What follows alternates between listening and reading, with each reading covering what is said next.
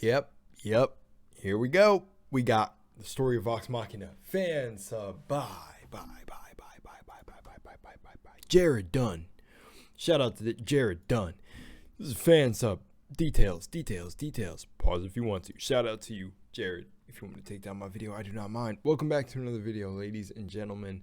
This, as requested, is the story of Vox Machina. So just more background. I've been seeing your guys' comments about if you want more background on Vox Machina. Check out this, check out that. I appreciate it, and I most certainly will. Before we begin, you know where to send me videos if you want me to react to them. Twitter, Instagram, comments, very last for the comments. But other than that, subscribe if you want to join the Lunar Dynasty. I'm still thinking of names for it. We'll see where it evolves into, but yeah. All right, let's begin. Seems really low. The grandest of adventures often stem from humble beginnings. Humble beginnings. The story of Vox Machina is one such a tale. They begin as a ragtag group of mercenaries in the swamp town of Stillben, eking out a living. Okay. When a job board posting brings them to Fendrel Voss, the wealthy head of a small merchant empire. Hired to investigate new competition in town called the Myriad, the path eventually leads them into a chamber housing a planar rift, pulling the group into the plane of the stillborn god Chrysathul. It is revealed that the contract was a ruse to feed the party to the undead fetal deity. Upon destroying the abomination, the party returns to repay Fendrel's deceit with a blade to the throat. Nice. Weeks pass, and Grog the Barbarian hasn't been seen since suddenly leaving for the city of Westrun. Heading there in search of him, the party meets his childhood friend and their new companion, the gnome cleric. Ignore me. I just love when I hear Grog because, like, it's just I just think of how funny Travis's moments, like, so far are with Grog. Pike. Okay. Grog apparently hasn't been acting normally and had marched off on his own through the Bramblewood towards the ominous mountain, Gatshadow. The party followed, dispensing with a troop of roadside thieves along the way, and wound their way toward the mountain. Okay. Deep within, they encountered an abandoned subterranean city, and eventually, a crypt housing a mind-controlled Grog, the reanimated corpse of his father Strongjaw, and a dying mage attempting a ritual to lichdom. Our hero slayed the mage, but not before he could complete the ritual and embed his phylactery into Grog's chest. Returning to town in search of aid, they find there are few of enough knowledge or power to ascertain the nature of Grog's wound. Also, rumors of missing children begin to reach the party's ears. While contemplating all this at a local inn, the party is the missing children's part actually reminded me when they started hearing of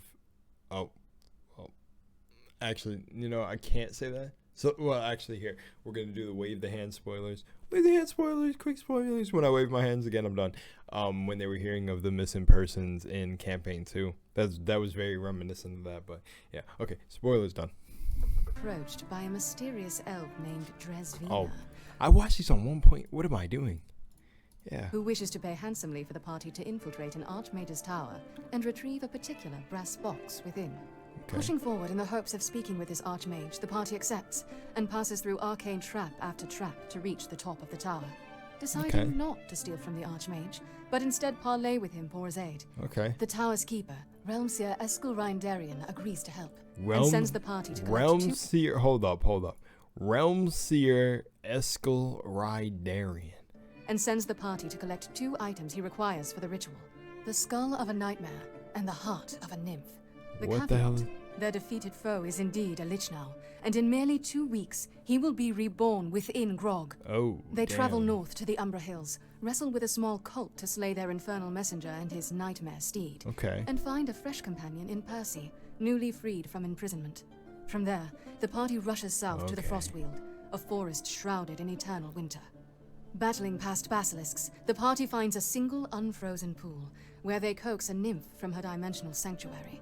Talking their way out of battle, Grog enters the sanctuary with the nymph and returns holding a jewel gifted by the beautiful creature.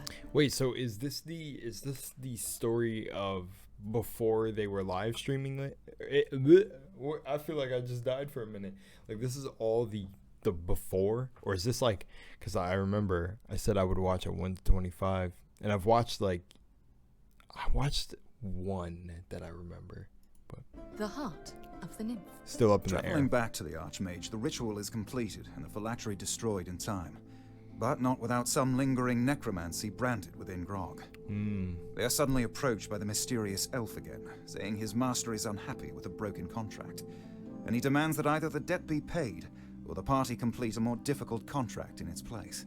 The party accepts and heads into the Shade Barrow, an Okay. ancient druid burial chamber that was purchased and renovated by an eccentric lord who made it his own tomb. Fighting the denizens of the barrow, they locate the tomb, and the iron golem guarding it.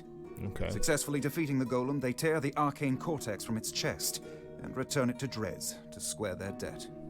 After a bit of R&R, a clean-shaven dwarf named Grimthorn propositions the group to enter a nearby underground fighting ring, even offering to represent them. The party agrees and, not surprisingly, manages to pull off a victory. Cool. With the holiday of Winter's Crest arriving, the town bustles with preparation for a festival. Okay, so spoilers again. Ooh. So was that unlike the underground fighting ring they joined in campaign 2 where it was only a few of them fighting? Was that one an entire party fighting in the underground thing? That's pretty cool. Okay. Spoilers done. During which, a strange blue crystal is delivered in the name of Archmage Eskel. This crystal suddenly detonates, freezing the entire populace of Western in ice, though the What? party is protected by a sudden ally in the streets. In a last-ditch, arcane effort, a mystic merchant named Noda manages to shield the group from harm. And where the crystal previously rested, now stood a pale, nude woman of white hair and frail physique. She opens a portal and leaps through, the party giving chase into what seems like an icy, frozen world, chaotic and elemental in nature. Holy shit. They catch what? up to the woman, who then reveals her true self, a great white dragon. Oh. Weakened by her premature rebirth, the party manages to defeat her, and upon returning to Westron, discover its people released from their icy prison. Holy With shit. the Archmage Eskel Reindarian now on trial for the attack on Westron, the party intercedes and proves his innocence. In thanks, Eskel uses his talents to investigate the source of the blue crystal, revealing the powerful society of thieves, known as the Clasp, The responsible Clasp. for its delivery. Vax, having previously been a member of the Clasp, knows the main headquarters lies within the capital Oh, yeah, city because of Vax Iman, went to the city. and Vox Machina Cool. sets out for the west. Cool. Upon arriving in the sprawling metropolis of Iman, Now we got the Pike. party continues to hear of children disappearing, and reports of a black-haired, golden-eyed boy befriending them before they vanish. While investigating, they do a few odd jobs, one of which unexpectedly leads them to the home of Sildor, Vex and Vax's father, and his new wife and child. Ooh. Awkwardness aside, Sildor is Yeah, here as ambassador really. to Singorn, the elven city of their origin, to seek aid from the sovereign Uriel Taldore. However, the political climate of Iman is tense, with a recent failed attempt on the royal family's life making Uriel unreachable at the moment. Sildor's connection within the council has now gone missing, and his mission stands at a complete standstill. He hires the party to look in on this missing ally, Sir Gregory Fence, and get his ear back to Singorian business. Vox Machina finds Sir Gregory's home dark and still, pushing them to infiltrate and investigate. Within, they discover a dark presence in the home, leading them into a battle with demons in the basement. The battle won. Sir Gregory's tortured corpse is found, Ooh. as are his notes about the attempted assassination on Uriel and his family. It seems that since the attempt, the royal family has grown strange and withdrawn, keeping Uriel from the council most hours, and his wife now demanding she attend all meetings, whispering in the sovereign's ear and scoffing at the others who defy their decree. A General Krieg thwarted the attempt and is mentioned often. The party decides to inquire with him. On their way out of the basement, half of the party falls into a trap, tumbling into a cistern and are flushed deep below into a subterranean river system. Okay. The Look at trapped party Percy. members, Vex, Keyleth, Grog, Tiberius, and Percy, come to rest on a small island in the vast Crystalfen Lake, home to a terrible aboleth. Aboleth. Hang on. Before I didn't catch that. The trap party members are Vex, Keyleth, Grog, Tiberius, and Percy. So Pike and Vax weren't here? Pike, Vax, and... Am I missing someone? Scanlan. Oh. I didn't even think about that. Has Scanlan even been mentioned yet? Trapped party members, Oh, Vex, Keyleth, Grog, Tiberius, and Percy, come to rest on a small island in the vast Crystalfen Lake, home to a terrible aboleth. Aboleth. Barely escaping, they eventually discover the base remnants of an ancient town long toppled, and a small hut that contains a clever hag. Another Interesting. hag? Tiberius finds one of his prized artifacts and makes a dangerous deal to acquire it. I now know how The dangerous party these barters for motherfuckers are. information on how to escape, which Trista will give, in exchange for their aid in slaying a newly nested denizen that threatens her work. The party agrees, climbing to the very top of the Crystalfin Cavern to do battle with an Umberhulk. The fight goes south when Grog is tossed from the cavern ceiling, nearly dying upon impact with the island. But victory is eventually theirs. Returning, Trista shows them a hidden staircase that exits into the graveyard district of Iman. The other members, Vax, Pike, and Scanlan, There we go. set out to find where their cistern could have drained to. Scanlan leaves to seek out a map of the sewers. Ew.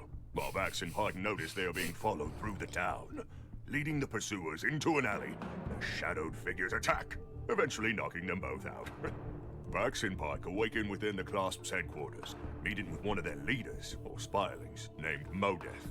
The Clasp had Sir Gregory's home under surveillance, as bad political stuff can be difficult for the way the Clasp does business. And when our heroes were spotted leaving, they had to be interrogated. Vax reveals his membership to the Clasp sect in Westrin, and Modeth calls for a test of their skills and intent. Okay. Pike and Vax are then forced to do battle with a chained chimera in the Clasp's arena. Their might rings true, and the beast falls beneath their weapons. They had to But fight Modeth a is not chimera? convinced. While the two were held overnight, they managed to escape from the Clasp's lair, Dope. exiting into the night, and managing to locate the rest of the party in the graveyard district. Sick. Knowing their next step is to speak with General Krieg, Vax forges a letter of summons using Sir Gregory's handwriting, and the party is allowed entry into the carefully guarded Cloudtop district, the innermost area of the city and home to the Citrine garrison, as well as Amon's palace. Approaching the garrison, they have an audience with General Krieg, who seems nice and keenly interested upon learning of the Clasp's involvement. He also mentions the difficulty in talking with Uriel since the attack, and is So what I will say while I'm haha funny 11-11, nice timing, divine timing, can't be any better. So what I was gonna say is what I'm noticing is I'm noticing more of that black and white. It really is more black and white, kind of like you can kind of tell who's for me through this I can kind of tell who's like the bad and good guys. It's like there isn't much note of gray area. I would say that like the Mighty Nine, the whole story of campaign 2 is kind of like based on that whole sad about the death of middle Sir area. but warns to leave the investigation. It's kind of clear to cut the right now. officials. Vox Machina then heads I to kinda the like palace that. to try their hand at speaking with Uriel, but entry is barred. That's gonna make They watching this find a lot another is easier. being prevented from entering. A golden-haired woman in fancy blue I like the robes challenge, who though. angrily stomps away from the palace doors. They engage her in conversation, and she reveals herself to be Allura Vysoren, a powerful arcanist and member of the Taldore Council. They Who's on the Taldori Council? discuss the state of things within the palace, how Uriel is a that. good and trusted man, but his actions and those of the Empress Salda are recently suspect. After 7 days of being kept from the council chambers, she's about to give up and leave. The party tells her of their findings, and Allura leads them to her tower within the district to further discuss the matter in private.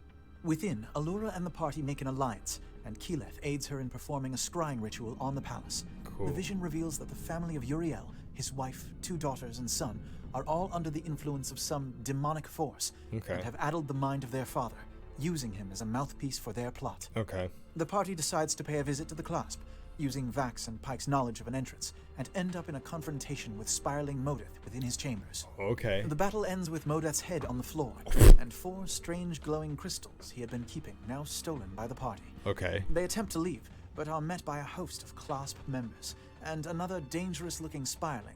Through Scanlan's deft lies and coercion, Actually, you know what? While I'm taking, spiraling. Is it spiraling? Wait. Okay, it's not. It's actually working out. the party is allowed to What- leave unharmed wait, by what a is host of Clasp members, and another Spiraling. Okay. Spiraling.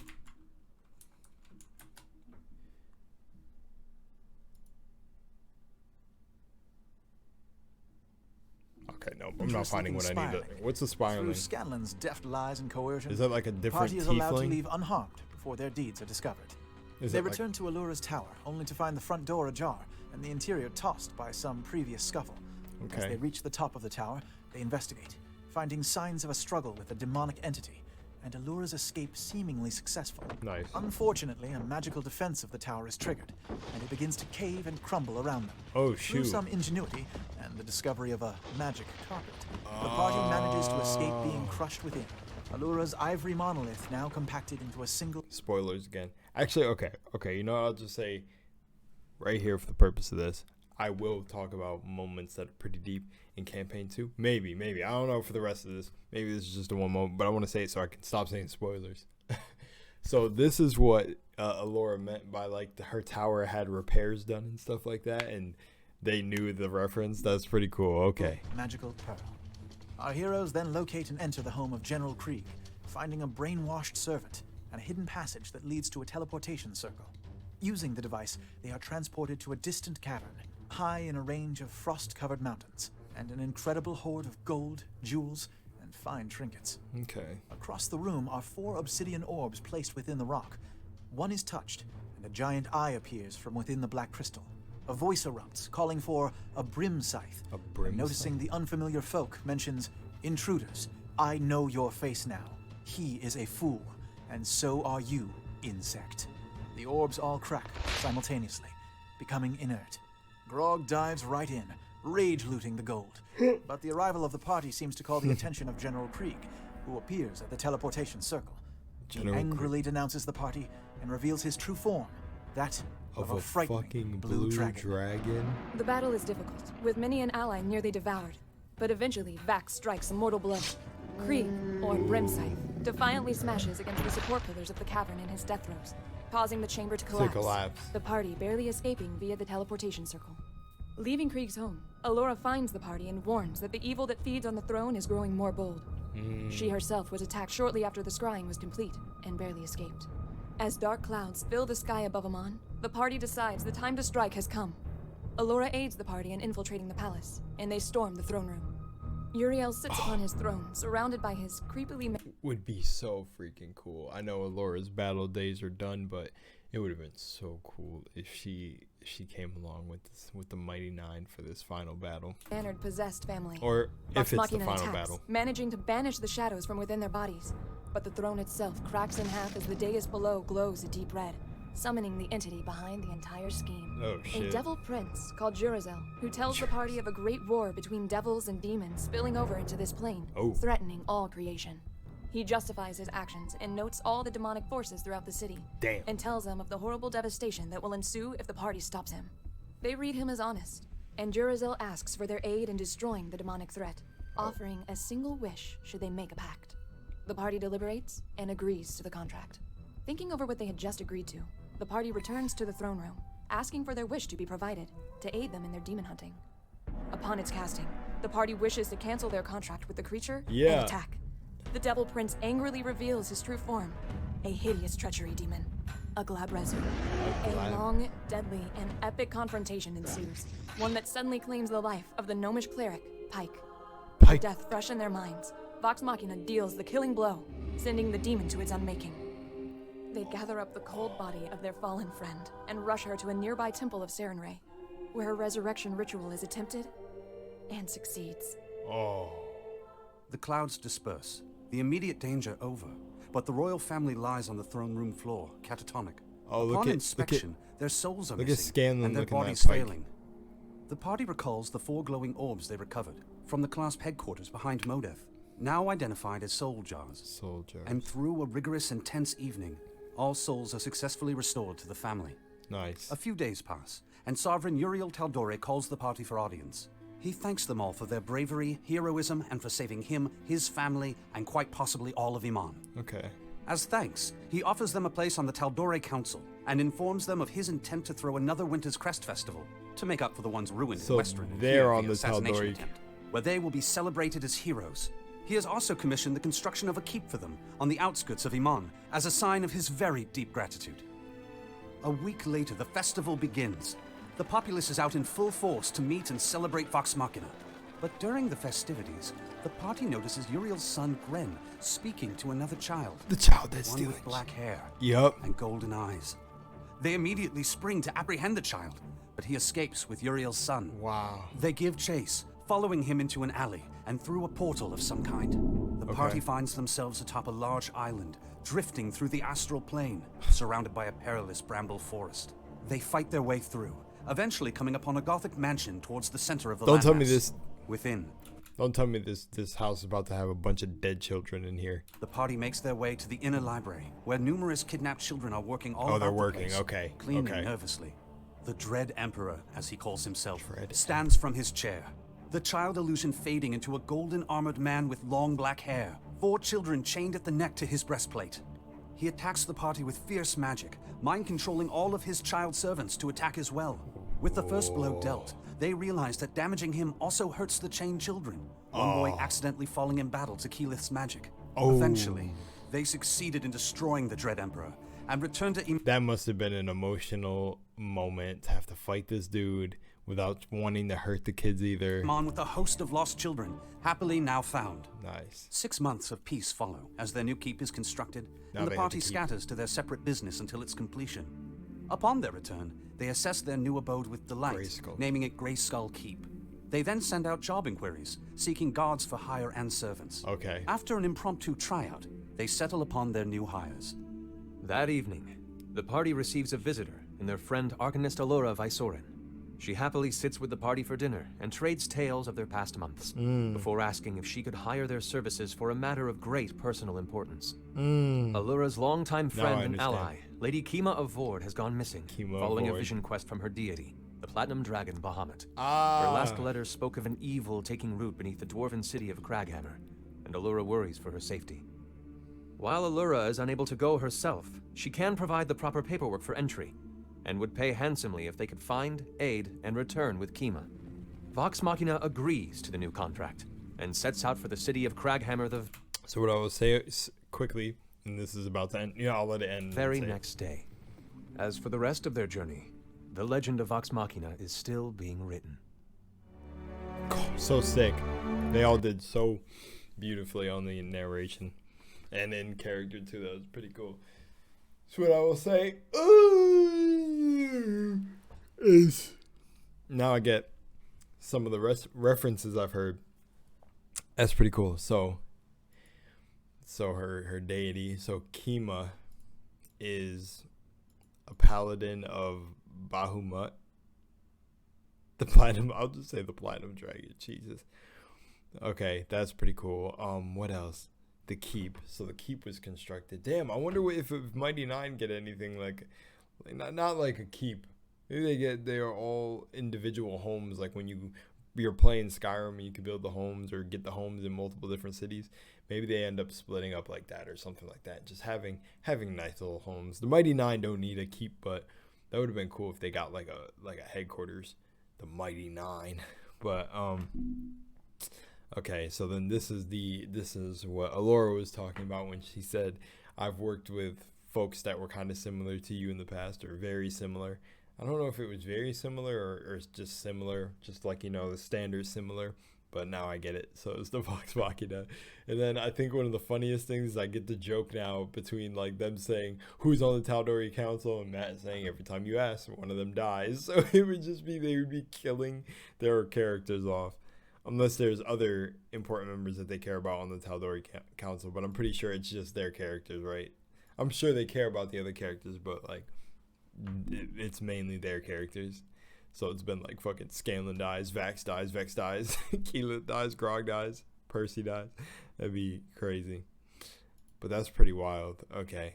The story seems pretty cool I feel like it was super eventful. Holy shit, this whole thing seemed... Well, let me think about the Mighty Nine. It was pretty eventful through the beginning. Somewhat. Compared to this, they seemed like they were going on adventures. Like they were just the beginning. What was it? An undead fetus? Yeah, a fetal deity. What the heck? That's how this started? Pretty much? Like, what? And then I don't know. That seemed like, but oh, true. That too. They were kind of. This was, I don't know. Is this from the beginning of theirs? Oh yeah, that's the thing that I don't even have answered yet because I'm recording this. So what I will say is, was this before they started live streaming, and then it's like this is before 1 to 25, or is this part, does this leak into 25 also? This is like a little bit before, and then like 11 episodes in.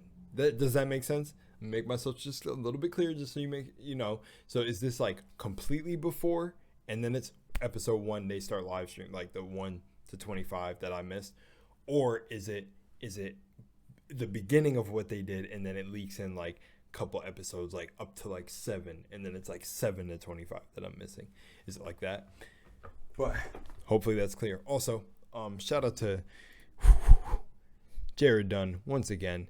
Just wanted to say, for putting this together, and hopefully me watching this was kind of just like, I kind of was more watching it along, just trying to listen, taking a lot of the things that were going on, and didn't really have much to add or say. But one thing that I do have to add or say is that like this definitely seems like it was very eventful compared to Mighty 9.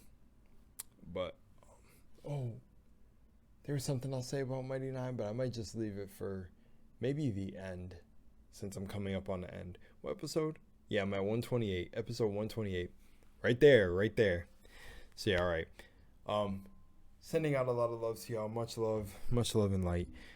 Thanks for all the support. And is it Thursday yet? Are y'all ready for the new Campaign 3 episode? Oh my gosh. Okay. So spoilers real quick.